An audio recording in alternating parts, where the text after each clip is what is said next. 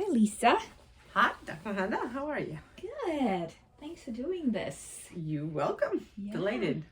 So just if you could start with sharing your story, like how you came to see us and Indeed. yeah. So, I had been going to the same dentist for a number of years, and I was having a lot of crowns put in, and this one crown kept breaking over and over again, and at the same time, he was moving into retirement, and a new dentist came in who was doing work around sleep issues through dentistry, and the through the DNA or the machine that took all the X-rays. It came into the office, happened to come in on a day when I was in for a checkup, and so they were saying if patients wanted to try it, you could. Long and short of it is I did. And I could see through the pictures that came up, you know, there was a place in my air passageway that was black, which was clearly not good. That was very narrowed. And that was really interesting to me. And it connected with my, when I would do yoga, and they were always talking about, you know, breathing through your nose and, or mouth, like very specific about how you breathe. I realized that, you know, breathing just through my nose was hard for me, that I was used to breathing much more through my mouth. Sure. And so anyway, that was kind of how it all started. The long and the short of it is then a story we don't need to go into. This dentist I saw that was starting this, the practice group decided they didn't want to do this at that moment, and she ended up leaving. So I had decided I really wanted to look into this, and my husband has a CPAP machine and has sleep apnea, and I knew I did not want to do that. And so anyway, that's sort of how the journey started, with both this one tooth that kept breaking and breaking and breaking, and also seeing this picture. Those kind of two things came together, and then I reached out to this dentist who had introduced me to it, who was not able to, she still hadn't set it up in her new practice, and said, I'd really like to do this. And she suggested you as somebody doing this work. So that's how I came to be here. It was a combination of dealing with the tooth that was broken for the 8th, 9th time, and also saying, I really want to pursue what is going on with this airway passage. And I think when we spoke, I think I said to you, I think the tooth breaking again and again has to do with your, you know, either your grinding or your sleep apnea, and the tooth stayed. Exactly. And we're fixing your sleep. Indeed. And that the you know, we fixed that tooth. It's been fine. And then it was never about the tooth. And well, I think one of the things that you really helped me understand was that you know, we were fixing the symptom, which was it keeps breaking and we keep fixing it, instead of why is there so much pressure there? What's going on that this tooth is, you know, bearing all that pressure, and looking really at the jaw and the tongue and, you know, the interconnected pieces. And that was a real opening for me. Well, you were also so perceptive and open and in tune with your body that I gave you the information, but you ran with it. So I am a very curious person, and I am a very I'm a very integrated thinker. That's how I would describe it.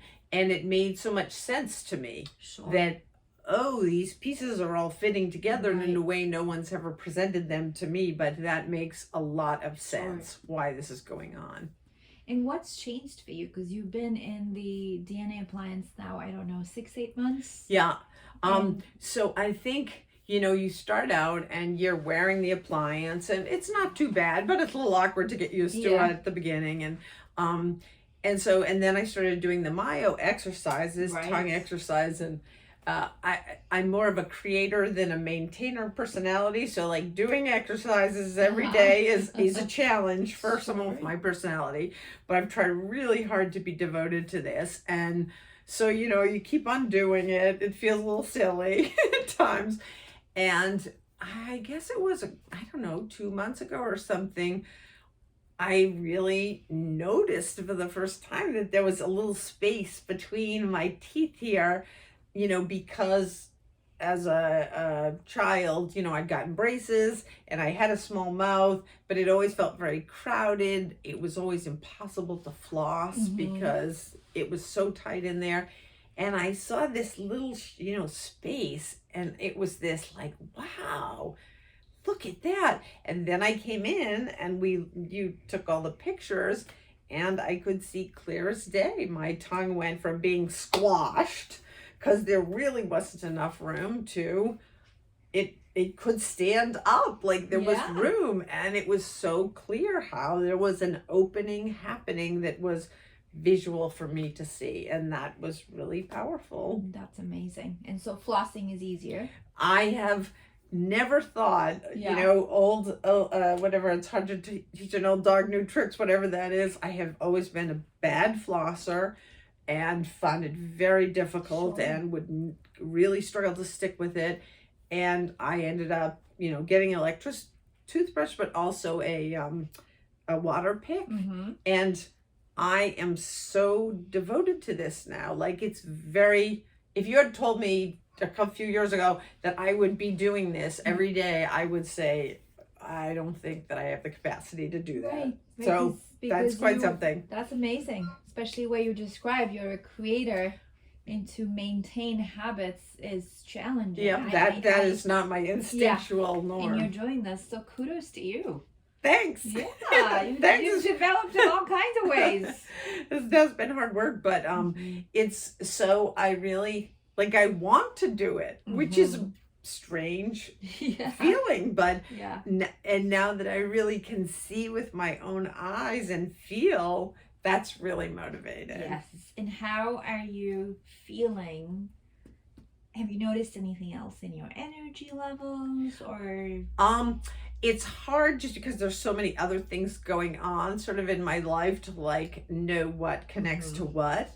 And because we've been in COVID, it's a little harder. I think the weight of that, so it's hard for me to answer that in a black and white fashion. But I think I feel very excited about how this is moving. And I do feel like it is going to help me continue to sleep better. And so I think that's moving in the right direction. I still, my husband has been very occasionally recording if he'll hear me, breathing heavily. And so I can hear that, and I think we're on a journey together, is how I think about it. Well, and I think that's so we're moving at a point along our journey. I think that's very important that you answered that authentically, because people need to know it's a journey, and it evolves, and the most important thing is to be in it together. As a team, you're a part of this team for you. Yep. And what I've enjoyed the most of working with you is how absolutely curious you are and creative, and you get excited about the little things we get excited about. I think we've developed a friendship. Yes, absolutely. And I love all of the things you bring to this world, and so I'm just really happy that you decided to come here for more than just buying an appliance for me. So. And it's funny to want to talk to your dentist. That's a hard thing, because the whole point is you're shutting up. So it has been a delight coming here. And I'm so struck, as someone who's been studying workplaces for a long time, and sort of the naturalness with the staff in the sense of a teamwork and the sense of mutual learning, and a lot of characteristics that are incredibly unusual in work environments, and that brings me great joy. And it gives me goosebumps. So thank you for seeing that. And it feels like talking to girlfriends. Yeah. Like we're so chatty. It's like, shut up, I gotta finish the work here. No, but I can say I never really had that much of a relationship with my dentist ever before. So this has been quite a pleasure for me. We have fun, and then stuff keeps happening. The Airway keeps growing, and the TMJ gets better. And I have met my sister and my husband, our people had bad dentist experiences. Yeah. I never really had. But, I know a lot of people associate those things in very not positive ways. So it's funny to me that it's like, oh, I'm going to the dentist today. I'm just going to have fun. But thank you so much. I do want to say one thing is, you were one of my first few patients post-COVID for me last year. Uh-huh. And you came with a breath of fresh air. You told me where to go in my own town for a walk to the Arboretum. You sent us that beautiful postcard from your summer journeys where you traveled. And I just felt so uplifted by being in your life. So thank you for that. And that is wonderful. Thank you. I really appreciate that.